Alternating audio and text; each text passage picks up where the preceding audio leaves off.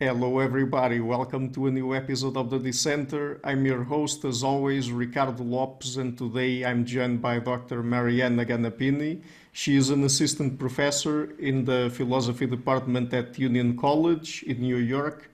She works primarily in contemporary philosophy of mind and epistemology.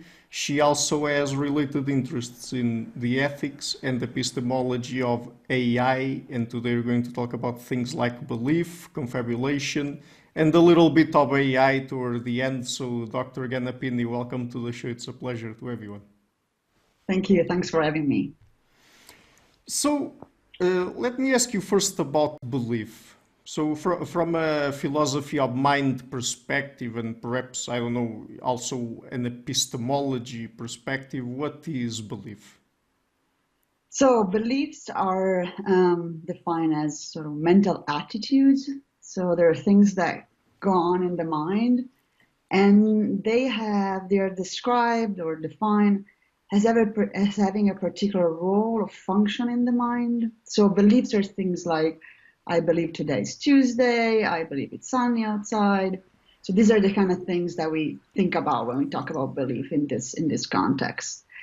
And they have a very important role in the mind because they are what really guides your action. They are sort of the maps that you use to go around the world. And in particular, they are the kind of things that, if true, they can satisfy your goals or desires. And so when in philosophy of mind we talk about beliefs, we usually identify them with a particular role function. And the functions that they have are sort of usually divided in a sort of upstream, what we call upstream functions, and downstream functions. So let me start with the second. So what we mean by downstream? Well, really what I just said. So the idea that belief is what guides your actions, and if true, they can really satisfy your goals. So they have the function of belief is to kind of get together with the other attitudes, in particular desires, to motivate you to do something. So if it's raining out, if I believe it's raining outside, that's a typical example, and I don't want to get wet, what's these two attitudes are going to motivate me to, for instance, make sure that I have an umbrella with me. So these are the sort of downstream role of belief. But belief also has a sort of upstream function, and that means that usually, typically, paradigmatically, beliefs are the sort of attitudes that are sensitive to evidence. They are usually caused by perception. They might be caused by other beliefs that you have, but the idea is that typically, pragmatically, belief is the kind of thing that should be sensitive to the evidence that you have. And so this is how, in philosophy of mind in particular, we see belief. Right. But in this case, and when you were talking about downstream effects, so you're saying there that beliefs have a causal relationship with behavior. I mean, they are not simply epiphenomenal, right? So they have a specific sort of causal effect. They don't have usually a causal effect by themselves when with respect to action, but as I said, they need to be sort of tangled up with other attitudes such as desires. So if you desire something and you believe something else, that usually brings you to do something. And so that's sort of their paradigmatic function or causal role. Yes. Right. But I mean, you would consider beliefs to be part of to be part of knowledge, right? It would be considered a form of knowledge, or not? So, okay, when in philosophy, we usually tend to distinguish belief from knowledge. So beliefs could be things that are false. Whereas in philosophy, we want to say that knowledge is factive. It means that it can't be false. If I know that it's raining outside, it is raining outside. If I believe that it's raining outside, it might not be raining outside. So there is this element of activity. There is another element that usually distinguishes belief and knowledge. Knowledge usually requires you to believe something and also to have a justification for it. Okay, so if I believe that it's sunny outside and I have a justification for it, for instance, that I looked recently, then the sum of my belief being true and the justification for it, that amounts to knowledge. But in philosophy, we want to distinguish belief from knowledge, and and when we talk about belief, we're really interested in, usually at least, we're really interested in what does belief do? How does belief form? How does it come about? Why do I believe this and not that? And how is the belief going to impact the things that I'm going to do next? So in philosophy of mind, these are the questions that we're interested in. When you do epistemology, then you tend to be more interested in what constitutes knowledge, which might be different than belief, as I said. And then you, of course, have different views on what really constitutes knowledge. But the two questions are slightly different, separate. Yeah. Mm-hmm. So, I mean, I'm not sure if this question will make sense then, but is belief epistemologically peculiar in any way? Well, yes, in a sense that because of what it does, because of the role that it has, belief succeeds or is correct when it's true. Because if I believe something that is false, that's probably gonna bring me to do things that are not gonna satisfy my desires. So if I have a false belief, that might lead me to the wrong kind of action or to the wrong kind of plan. So the idea is that you want your beliefs to be true. So there is a lot of emphasis on this in philosophy, and this is where philosophy of mind touches with epistemology as well, in thinking that beliefs are really correct only when they are true.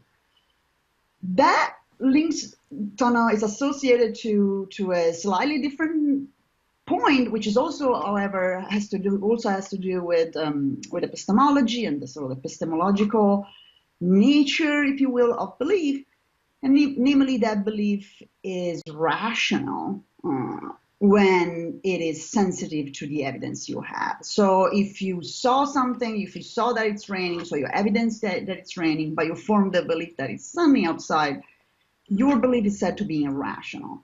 So what's the link there? So the idea is you want, as I said, your beliefs to be true, right?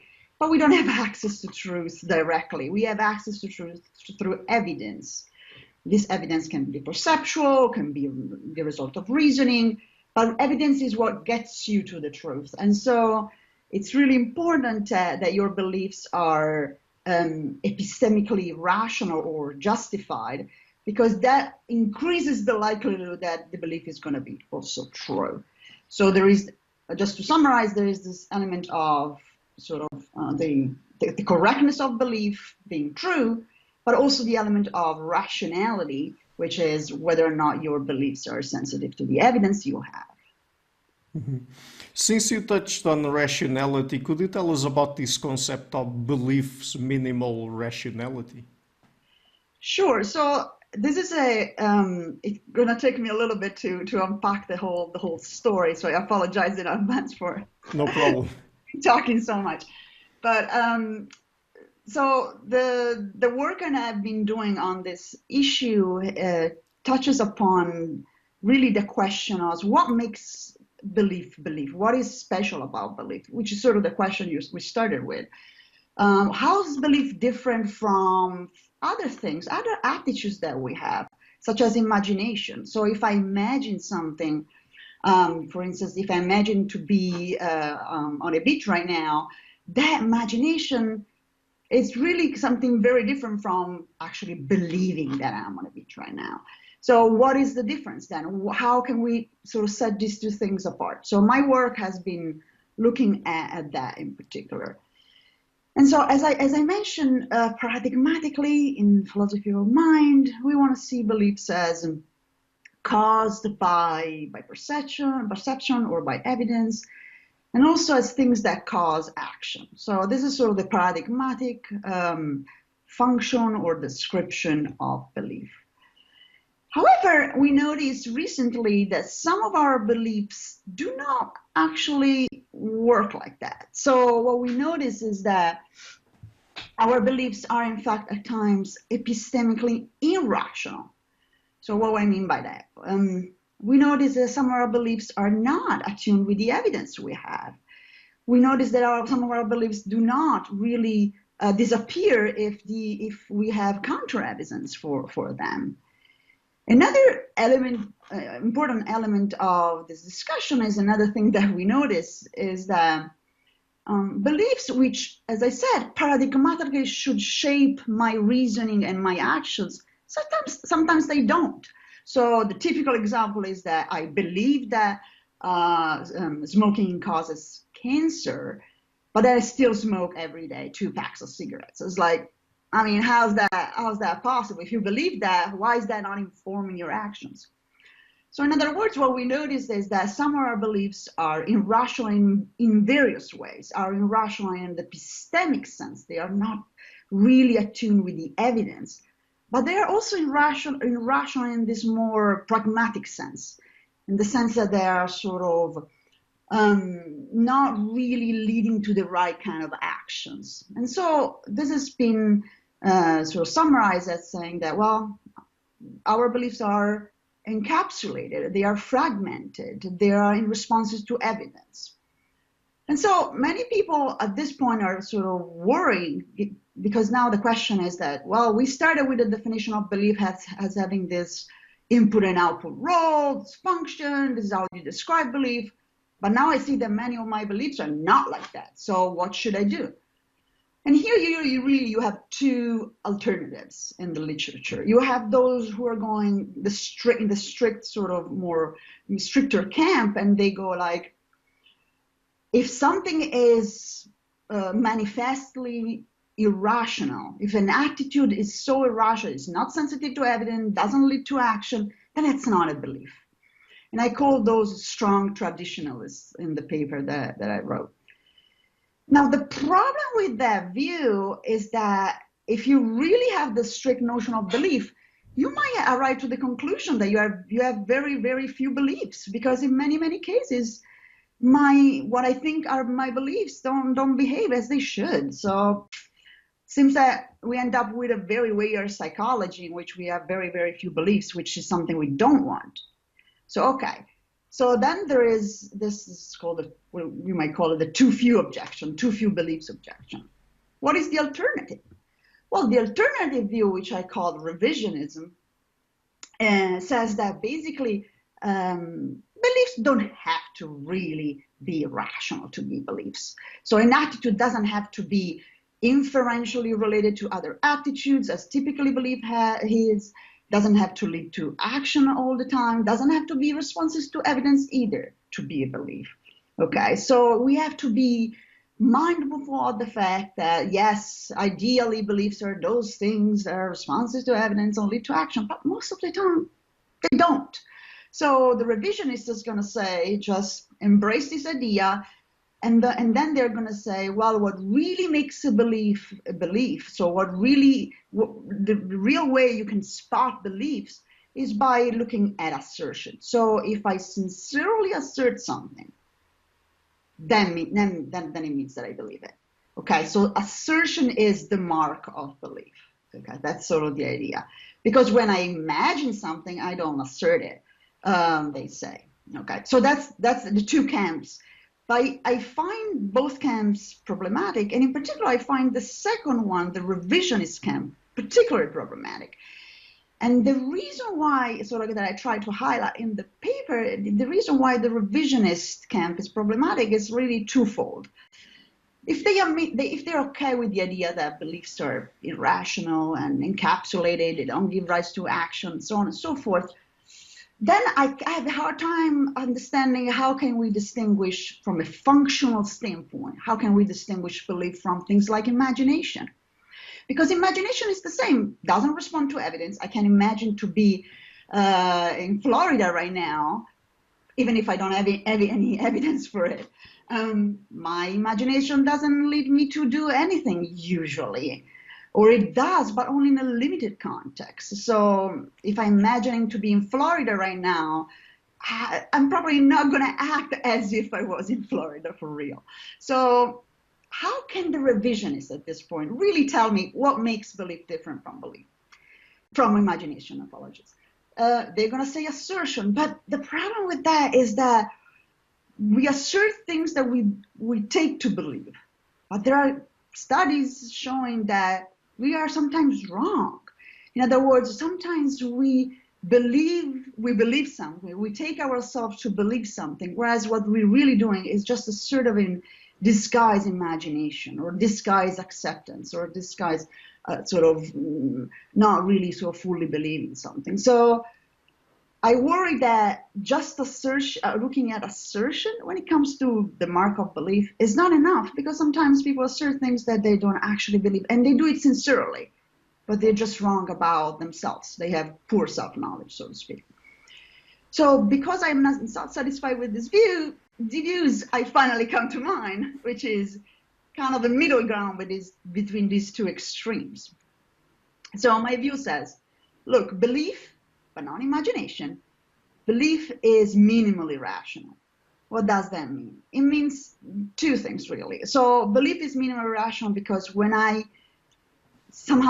the system, either consciously or unconsciously, detects a certain kind of irrationality when it comes to belief, the system will do something to fix it, okay? What does that even mean? It means that at times, either through some kind of self-reflection or because it's something that the system is able to detect, we are able to see that our beliefs are in fact irrational. We are able to reflect on the fact that I have evidence for something and I actually believe the opposite. And so when that happens, if that is really a belief, you'll see something happening. You'll see discomfort, you'll see cognitive dissonance, you'll see an attempt to fix it. So in this sense, it's minimal because it happens only when there is a level of detection, so to speak. And it's also minimal, this kind of rationality when it comes to belief, because it doesn't necessarily lead to the solution doesn't necessarily lead to the belief becoming rational. So what I mean by that, let's assume I have a belief and then I recognize that I have actually evidence for the opposite. I have counter evidence for that belief. What I'm going to do?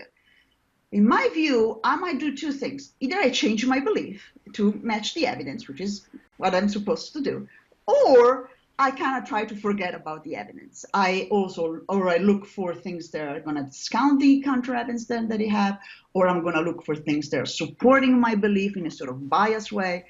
But I'm going to do something to fix the situation. So what I'm going to try to do is find an internal coherence. So the spirit of my view is that I think that beliefs are sort of motivated by things. Beliefs are things that when rationality is detected, they're going to strive to bring coherence back. That doesn't happen with imagination and the like. So if I can imagine at the same time to be in Florida and to be in Mississippi, or to be in Italy. I can imagine multiple things at the same time. That's the great thing about imagination and assumption and acceptance and the like, that I can have multiple words, multiple scenarios in my mind at the same time. And that's the great thing about it. So, whereas that doesn't happen with belief. The belief is sort of constrained in that particular way. And so that's sort of what I mean by minimal rationality. Okay, so after this entire exposition, let me see if I can unpack things there a little bit. So, your view on belief, does it matter to you the potential social functions that belief serves? Because I guess that this can be important for later on in the interview when we talk about people sharing fake news, for example. Does it matter to you that perhaps sometimes the kinds of beliefs people express serve a social function in the sense that they are trying to signal to a particular social group that they share the same beliefs that those people do, and so they signal some sort of group allegiance, even if possibly they don't really believe what they say they believe. So, okay, good. So a lot of things there. First of all, I'm totally fine with the idea that many of our beliefs are motivated or caused by, not by evidence, but by things that are sort of either our biases or things that we want to be true, or our desire to fit in a social group. All that I'm totally fine with. I think that it is true that many of our beliefs are irrational. I do think that, in fact, sometimes we tend to believe things that are that our group believes. So we want to fit in, and so if my group thinks people in my group tend to think something, tend to believe something, I might want to just conform to that. I think there is quite a bit of evidence for that. But there is also this point which I sort of briefly made before when I talked about the revisionist view, that sometimes we think we believe something, but we don't. We are just bad at sort of introspection or self-knowledge. And so I can say, I believe that, but this is kind of a failure of my ability to really figure out what's inside. And I might say that really only to, as you pointed out, to signal where I stand, signal my group membership, signal the fact that I belong to a certain circle of people. And so I am open to both, that beliefs are irrational, and that sometimes when we say things, we are sincere, but we don't actually believe them, and we just say them for social reasons. Mm-hmm. So, and what do you think about post-hoc rationalizations? I mean, are those also, do those also constitute a form of belief? And how does it work? So it is a difficult thing to say what exactly those aptitudes are. So, I mean, my inclination when it comes to figuring out whether something is belief is, as I said, so let's try to see how it behaves under pressure, so to speak, especially when the subject who has that belief somehow is pushed to recognize that belief may be irrational. So my strategy is to say, to figure out whether something is a belief, we have to put pressure on the subject and see how they react. When it comes to post-hoc rationalizations, well, I think that sometimes we come up with those on the fly, and we do that, I mean, for various reasons. Some of the reasons could be social. We are under pressure to come up with some good rationalization for why we did something, and then we come up with something. But here's a worry that I have. I think that sometimes we conflate two things. One thing is rationalization, post-hoc rationalization, and a different thing is justification. So I can tell you, if you ask me, why did you go to the store? And I can say, well, I thought we were out of milk, but I was wrong. Okay, that could be a rationalization because I'm sort of explaining, I'm giving reasons for why I did what I did, but those reasons might not be good anymore, and I'm open to that. When I'm justifying my actions or my beliefs, I'm actually doing something slightly different. What I'm actually trying to do is I'm trying to defend those beliefs and those decisions. So in justification, what I'm trying to provide you with is a normative reason. It's a reason that you can also agree with. So you're going to agree with the same beliefs that I have, or the same attitudes, the same decisions and preferences. So the idea there is that justification has perhaps a slightly social function than rationalization, and it can be the result of a different kind of mechanism altogether. Mm-hmm. And what are confabulations? So yeah, that's sort of where my confabulations in general, they are sort of false and ill-grounded statements. So that's sort of the general definition that you're going to find of confabulations. So you're going to see confabulations when there are sort of gaps in memory, for instance. Then I might have a gap in memory, I don't like that, and so I'm going to come up with a false memory. But that's not really what I've been working on. What I've been working on is a slightly different type of confabulation, which is really the result of people asking you, why did you do that? Or challenging your previous actions or your current preferences or your current beliefs. So sometimes people go like, yeah, but why do you believe that? Why do you think that? And it seems that both in healthy subjects and in subjects with some health problems, you find in both of these categories, you find the tendency of coming up with reasons. I did it because, and sort of these are sort of and I come up with some reasons. And so the work on confabulation in this area, in this type of confabulation, is really a work that tries to figure out, like, what are these things? Why do people, even healthy subjects, come up with this sort of confabulation? Why they do confabulate? What is the mechanism behind that? Okay, and so the work that has been done is on that I've done is particularly on that particular type of confabulation. Mm-hmm. So there are different types of confabulations then, and perhaps they serve different purposes. Yeah. So as I said, there is the type that just wants to fill a gap in memory, past experiences that you have, and you might have, if you're a subject with dementia, for instance, you have gaps, and so you want to find a patch for that. So that's one type of confabulation. Then there are types of confabulation, as I said, they are more related, and you find them a lot in healthy subjects. That are more related to questions like why did you do that? Why do you think that?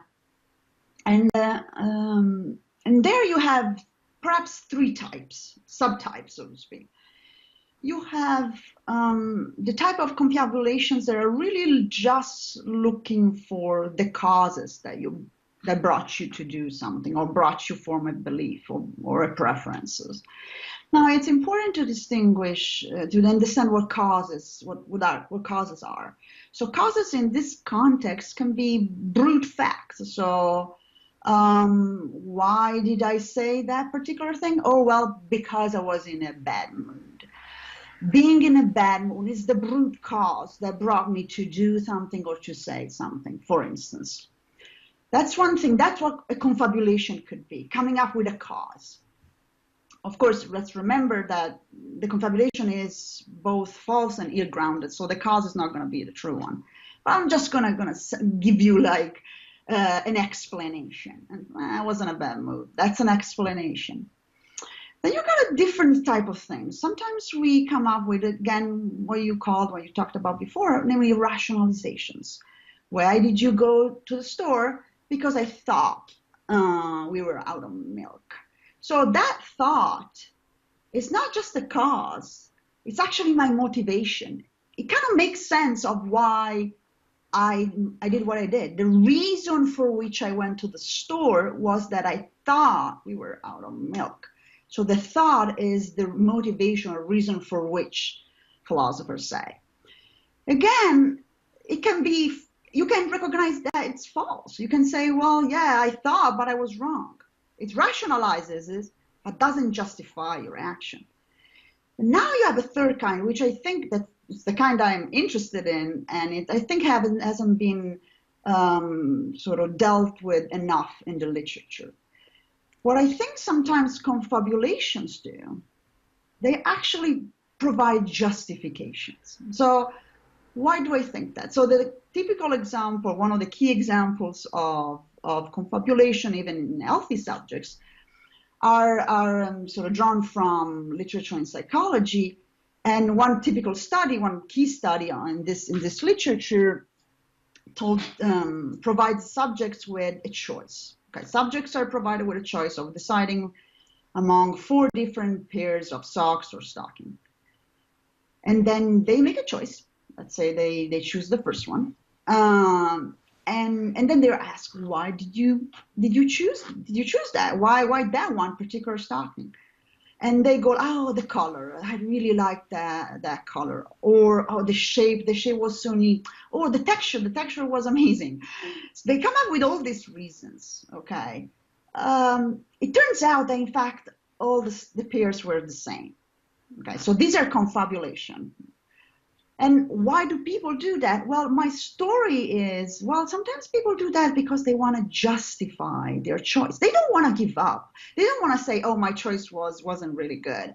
And so they provide reasons which are ill-grounded and false, but they do that to justify. So that's sort of my story about why sometimes we confabulate. Okay, so that reason you just mentioned, would that be the evolutionary rationale behind our ability to confabulate? Okay, here I'm really kind of using a theory that is not mine, but is a theory putting forward by Sperber and Hugo Mercier, Dan Sperber and Hugo Mercier. And they think that our reasoning mechanism, the reason why we reason, so to speak, the function, more specifically, of our reasoning is an evolutionary function. And the function is to really argue. In other words, our reasoning mechanism is directed to the idea that we want to provide others with reasons. And those reasons are meant to convince others of the goodness of our positions, of the goodness of our choices, of the goodness of our actions. And this is a social function. It's a social function of reasoning, and that's why reasoning, in their view, evolved. So what I'm doing, I'm really taking this idea and saying, look, some confabulations are the result of this kind of mechanism. Some confabulations are meant to provide others with reasons that can convince them that my action, my belief, my choice was the right one. And so this is why I think my view is a little bit slightly different from others' view that put more emphasis on the fact that confabulations are failure of self-knowledge. They think, well, confabulations are rationalizations, but because they're false and unjustified, they really show that we can't figure out the reason for which we did something. That we are bad at self-knowledge. I agree that we are bad at self-knowledge. I'm not complaining with that particular point, but I just think, well, some confabulations are really not about self-knowledge. Some confabulations are about this particular purpose that the reasoning mechanism has, which is to provide people with good reasons, with normative reasons, reasons that they can actually agree with. So, I mean, even if not all confabulations have a social function, if we weren't social to begin with, I mean, we wouldn't have much of a need to confabulate, right? In many cases, I think that's correct. Yes, in many cases, I think that, as I said, the mechanism behind confabulation is this reasoning process, and given it that is social mechanism with a social function. Yeah, I think that if we were a social creature, we would probably not confabulate as much. Let's put it like that, for sure. Yeah. Okay. So, do we know, or is there any particular reason as to why we can't deliberately believe what we want? So yeah, that's a difficult one. So what do we? First of all, it's useful, I think, to figure out what we mean by the fact we can't believe what we want, because one's going to say, of course we're going to believe what we want. Haven't you said that we are irrational and all that? And it's like, yes, of course, we do believe what we want. What we cannot do, and the cannot is a psychological can't, so we cannot psychologically do, is we can't form beliefs in full awareness based on reasons that have nothing to do with the truth of that belief. So let me tell you what that means briefly. It means that when you kind of thinking, oh, well, should I believe in global warming? Should I not? You're looking at the evidence. Then you realize, man, if global warming is real, I'm going to be very, very sad. Well, that consideration that had nothing to do with the truth of the belief, has to do with whether you're not going to be sad about it, that cannot be a reason for which, we go back to the idea of motivation, cannot be a reason for which you form that belief. And in particular, what you cannot do, you cannot go like, yeah, I'm not going to believe in global warming. Why? Well, because it makes me too sad. No, that's something we cannot do. And that this phenomenon it's pretty well established in the literature as something we can't do. So unconsciously, we can form a belief based on our preferences, but consciously, in full awareness, we cannot do that. That's the sort of the distinction. And so I think you were asking why, right? I think your question is, why do you think that there is this psychological phenomenon there? So people have given different explanations for why we cannot, in full consciousness, come to believe something just because we want to. So my story is a story that has to do with really two factors: the role that belief has in reasoning, okay, and what we do when we form beliefs in a deliberate way. So let me say, when we form a belief in a deliberate way, and you're asking yourself, okay, should I believe in global warming? When you actually ask that question, you're employing the concept of belief. Okay, so you're saying to yourself, okay, should I believe it? At that moment, you're using the concept belief. Now, my argument is that the concept belief is a very specific concept that the belief is an attitude would have a specific role. Namely, its role is to be a good premise in reasoning. In other words, when you kind of deliberately thinking about should I believe that, what you're asking is, can I use that as a good premise in reasoning? Can I use this proposition as a good premise in my future reasoning? Okay. This goes back to the first idea that we talked about, namely the role the belief has in action. So when you're guided by your beliefs, if they're true, they're going to satisfy your desires. If they're false, you're going to be in really bad shape. Okay. So what you want, in other words, is that your beliefs are going to be guiding you in reasoning, pragmatic reasoning in particular. But to guide you, they have to be good premises. They have to be good reasons. So every time you form a belief in a deliberate way, you're asking, can I use this as a good reason, as a good premise in my future reasoning? And since good reason and good premises are true, you're asking yourself, can I use this as a true premise? Okay, when you're forming a belief deliberately, you're asking yourself, is this proposition, I'm going to be able to use this proposition as true in my future reasoning? And this is why you can't then go just, yeah, I'm going to believe whatever I want. Because if you believe whatever you want, that very thing that you're going to be using in reasoning won't be true. Okay, so you won't be able to use it in reasoning. Okay, so that's why, in other words, we can't believe at will, or we can't believe what we want, because we are constrained by the concept of belief. We are constrained by the fact that belief is supposed to play a specific role in reasoning, namely to be a good premise. And by good, I mean true. Okay, so that's why how the story goes.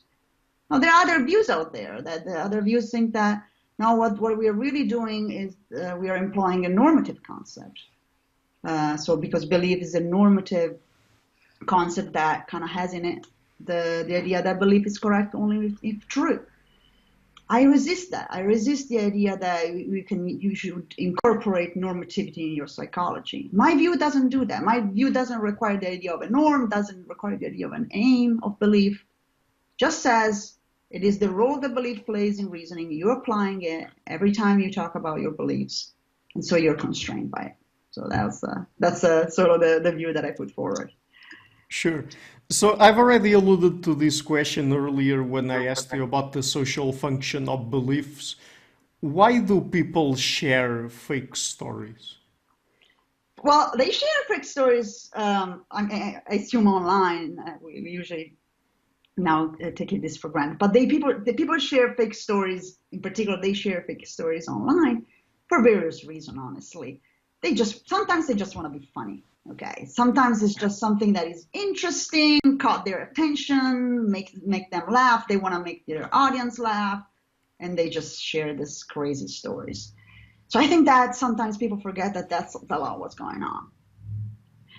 Okay, so if taking that out, what is left? Well, the main view, if you will, the traditional story at this point is people share stories that are fake, and that sometimes they're obviously fake, really for two reasons.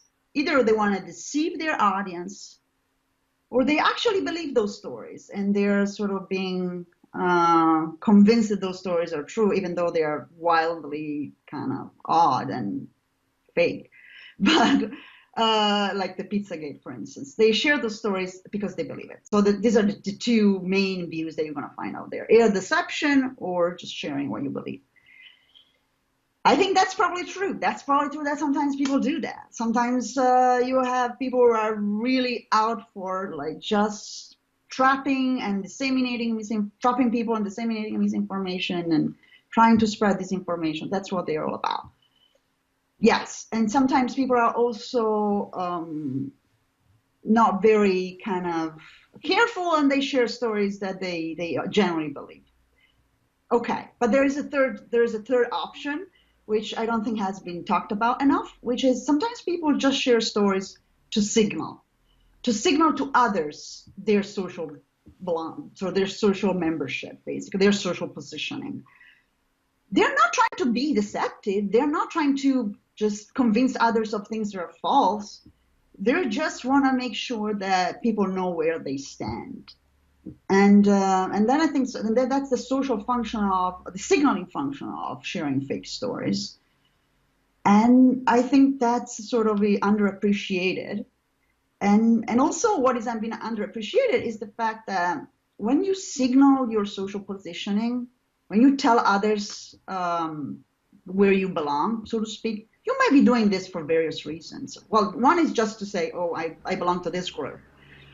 But there may be other reasons. And Hugo Mercier in his book goes on, says a few things about this that are very interesting. And I use some of his ideas in the paper.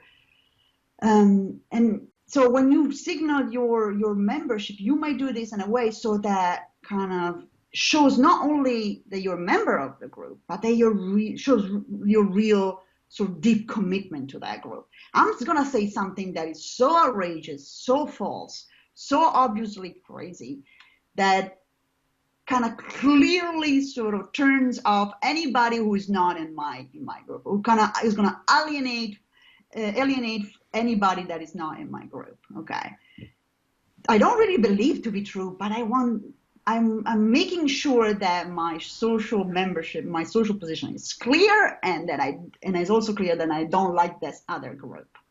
So we signal for also for these reasons, but there are other reasons as well why we want to signal our social positioning, and I think that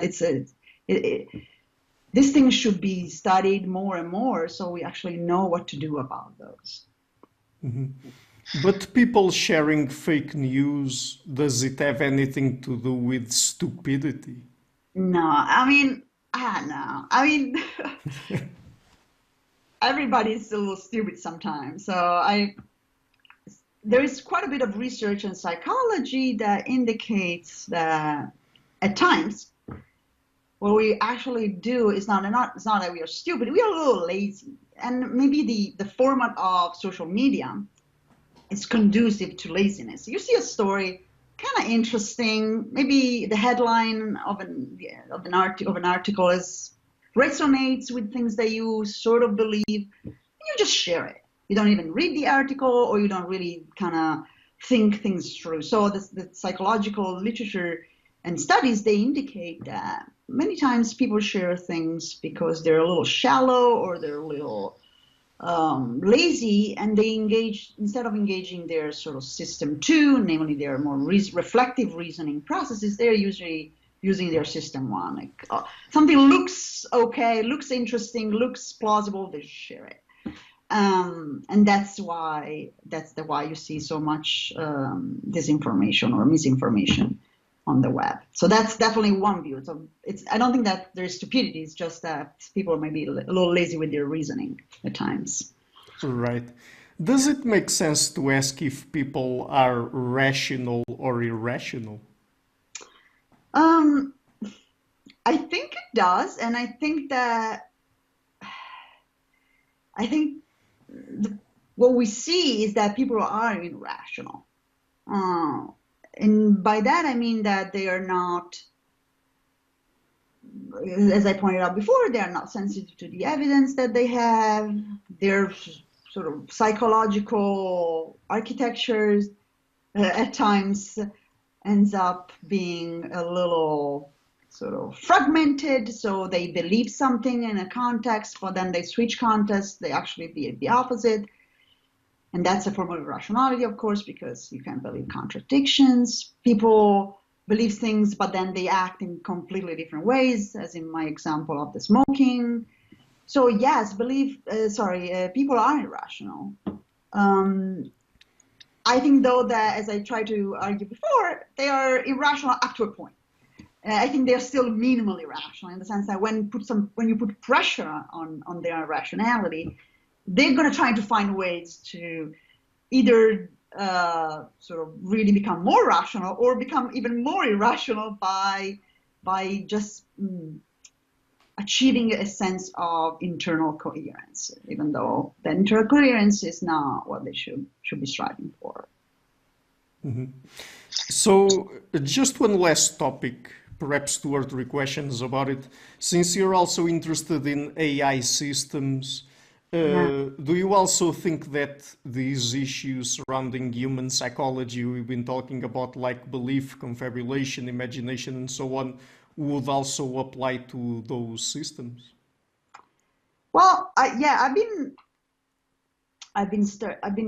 interested in this topic, and I started working on this topic as well. And I'm collaborating with computer scientists, and what we are trying to do is we are trying to develop a sort of a metacognitive system. So metacognition is cognition about cognition. In particular, it's cognition about your own cognition.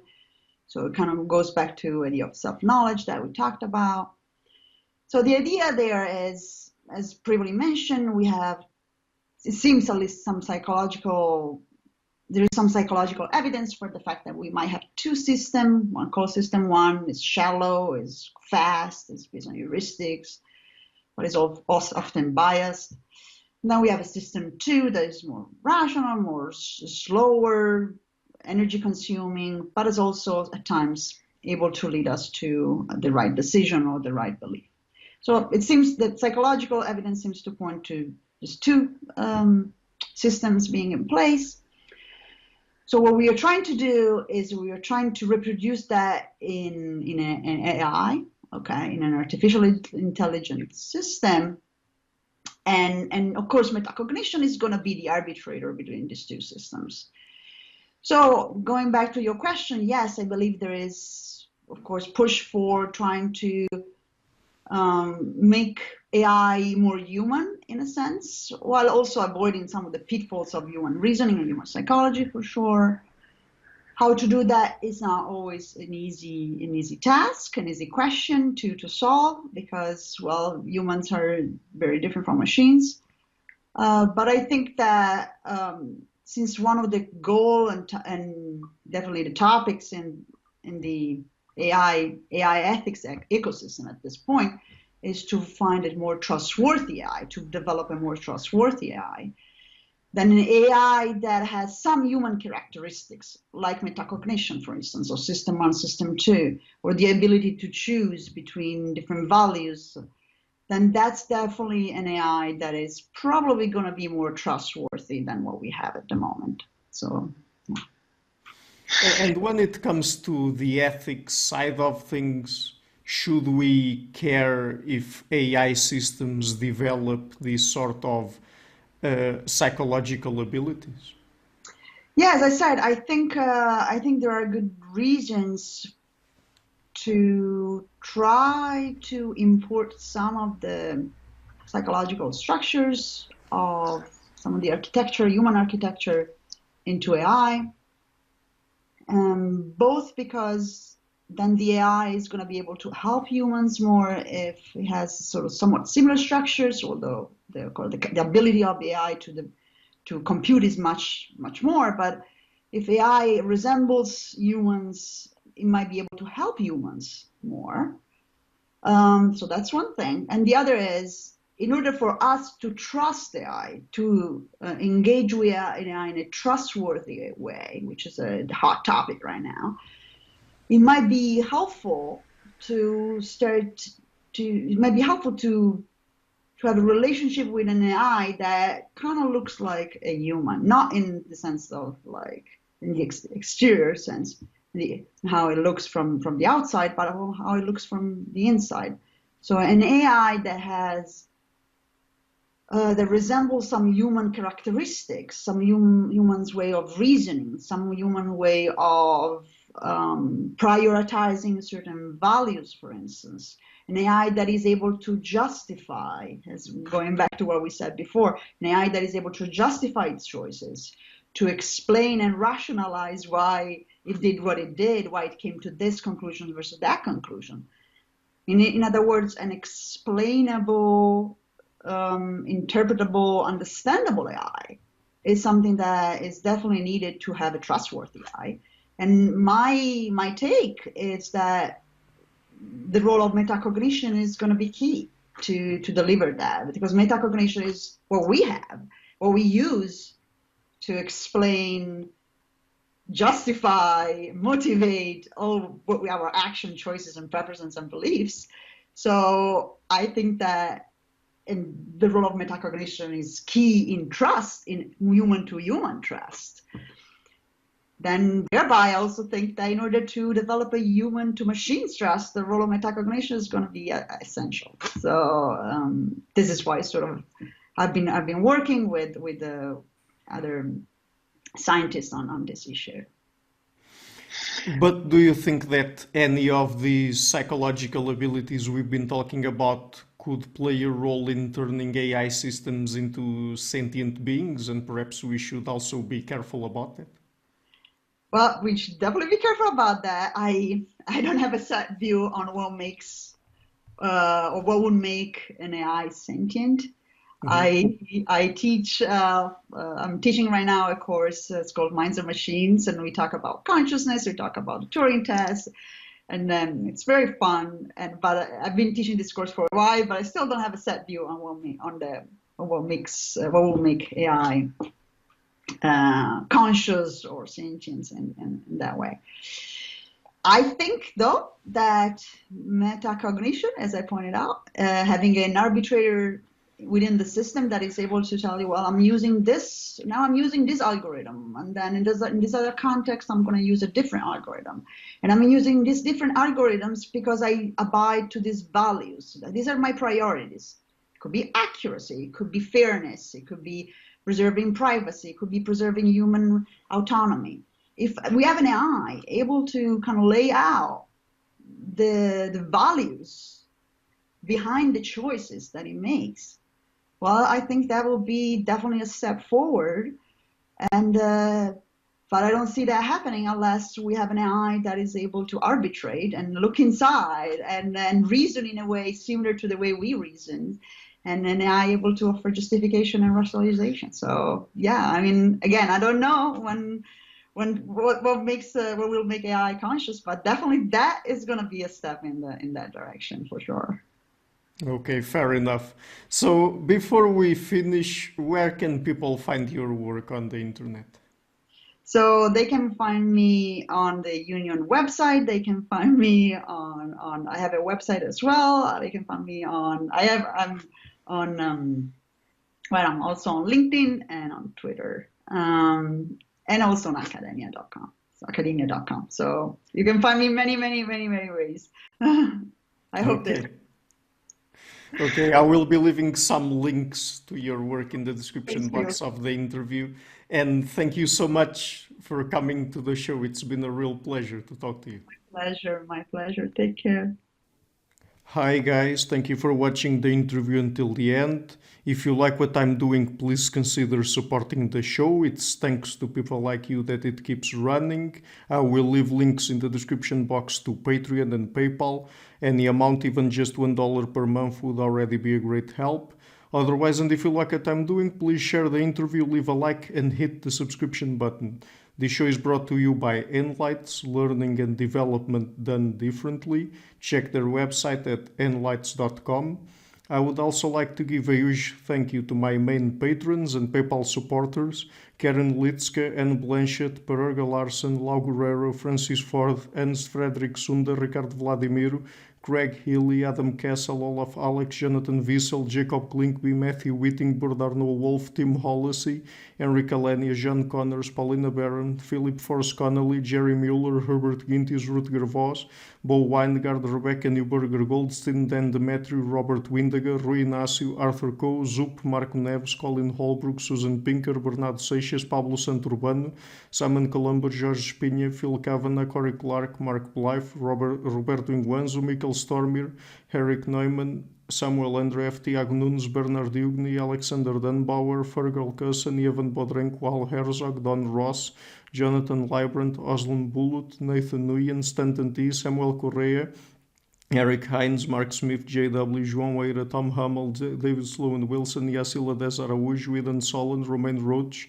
Dmitry Grigoriev, Diego Londoño Correa, Tom Roth, Yannick Punter, Adana Rusmani, Charlotte Bliss, Nicole Barbaro, Adam Hunt, Pavel Ostaszewski, Nelek Bach, Catherine and Patrick Tobin, Al Ortiz, Guy Madison, Gary G. Hellman, João Linhares, Lida Cosmidis, Sam Afzal, Adrian Yegi, Nick Golden, Paulo Tolentino, João Barbosa, Jules Price, Edward Hall, Edin Bronner, Franca Bortolotti, Gabriel Pons Cortez, Ursula Litske, my producers Isar Webb, Jim Frank, Lucas Staffini, Keon Gilligan, Luís Caetano, Tom Vanegdam, Curtis Dixon, João Linhares, Benedict Mueller, Vega Guidi, Sardas France, and Thomas Trumbull, and my executive producers Michel Rugieski, Rosie, James Pratt, Matthew Lavender, Sergio Quadriano, and Bogdan Kanivets. Thank you for all.